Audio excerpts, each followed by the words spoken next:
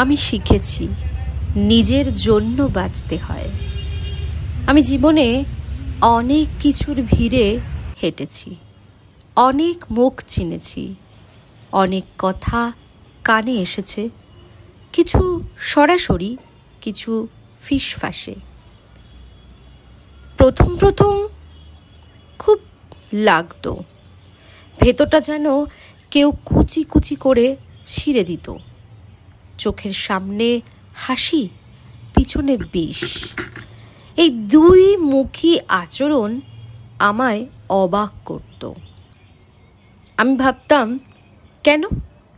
আমি তো কারো ক্ষতি করিনি, আমি তো সবাইকে আপন ভেবেছিলাম। তারপর একদিন বুঝলাম, সবাই আপন হয় না, সবাই আপনার ভালো চায় না।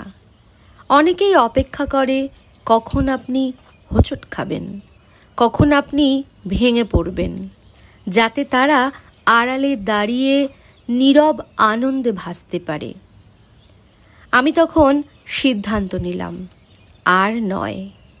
নিজের শান্তি, নিজের সম্মান এবার নিজের হাতে রাখব। কারো কথায় কান দেব না, কারো ছোট করে দেওয়া ভ্রুকুটি আমায় স্পর্শ করবে না।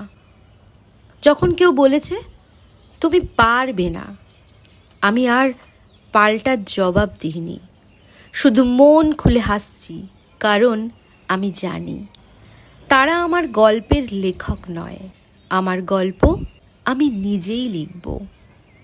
আমার ব্যর্থতারও মালিক আমি, আমার সাফল্যেরও মালিক আমি।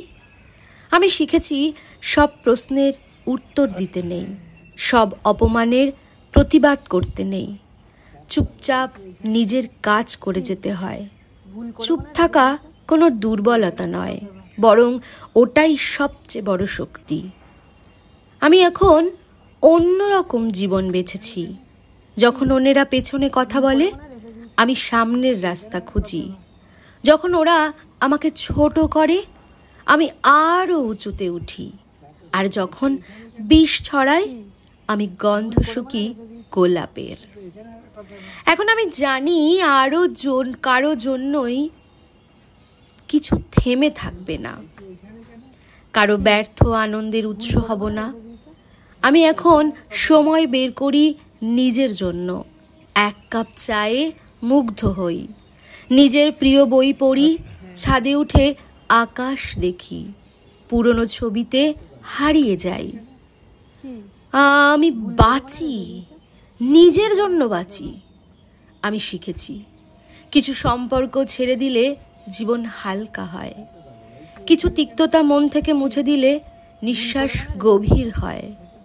সবাইকে সাথে নিয়ে চলা যায় না, এটা মেনে নিতে হয়, কারণ জীবনের পথে একাই হাঁটতে হয়, নিজের ছায়া সাথে নিয়ে।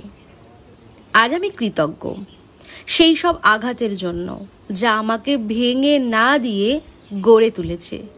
এই সব একাকিত্বের জন্য, যা আমায় নিজেকে ভালোবাসতে শিখিয়েছে। আমি এখন জানি আমি কারো প্রমাণ নই, আমি কারো গল্প নই। আমি নিজের গল্প, নিজের সৃষ্টি, নিজের শক্তি।